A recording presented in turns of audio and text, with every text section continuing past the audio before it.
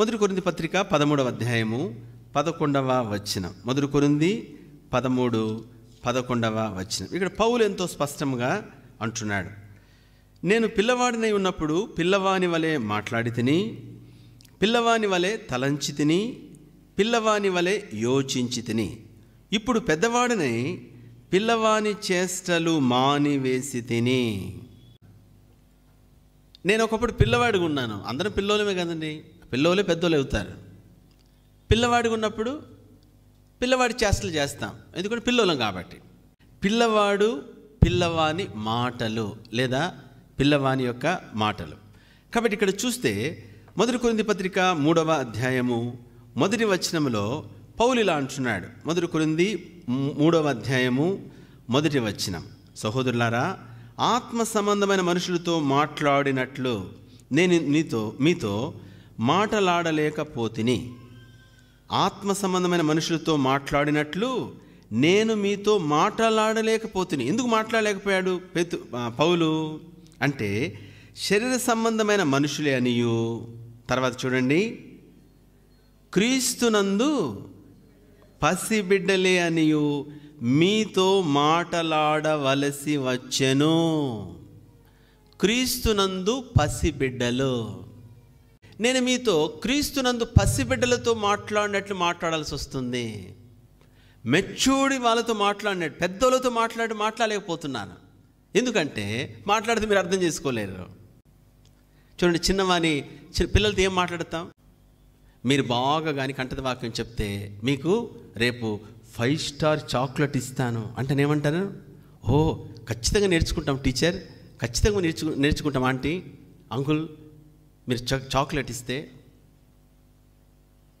కాబట్టి వాళ్ళు ఎప్పుడు చాక్లెట్లు, బిస్కెట్లు, లాలీపప్పులు, ఇదే. ఇంకా చాక్లెట్ ఇచ్చారంటే ఇంకా పరమానందం అంతే. నాకు చాక్లెట్ ఇచ్చేది తెలుసా, నా చాక్లెట్ ఎంత బాగుంటుందో తెలుసా, ఇక నీకు నేను పెట్టను, నీకు ఇవ్వను, నా చాక్లెట్ ఇది నాకే.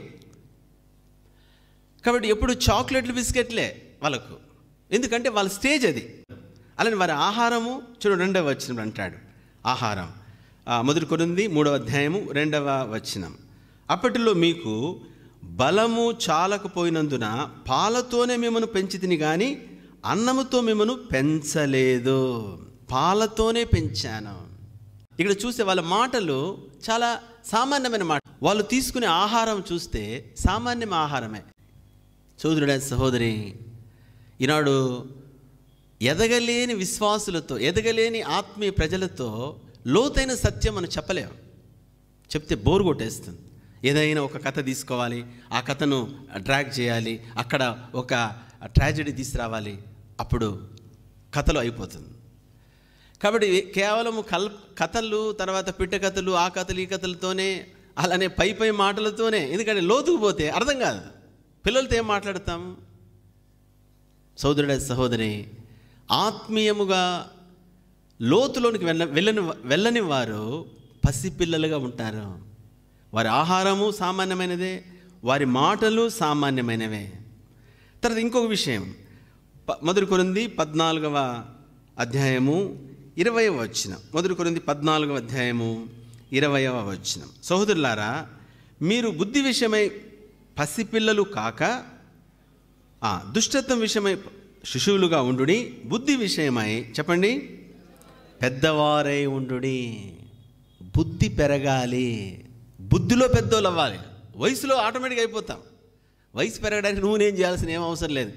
తిని వండుకుంటూ కూడా క్యాలెండర్లు మారిపోతుంటాయి. అయితే బుద్ధి పెరగాలి. ఇక్కడ అంటున్నాడు, బుద్ధిలో పెద్దవారుగా మారండి.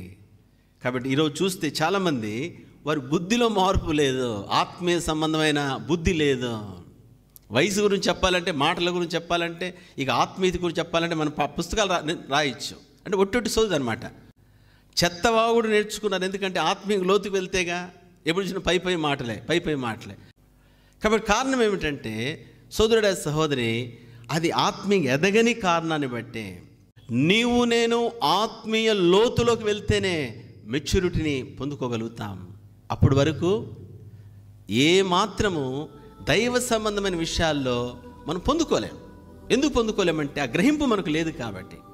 ఎప్పుడు చూసినా పై భక్తి కలిగి ఉన్నావా, కాబట్టి ఈ చాక్లెట్లు బిస్కెట్లతోనే, ఆ లాలీపప్పులతోనే గడిపేస్తున్నావా?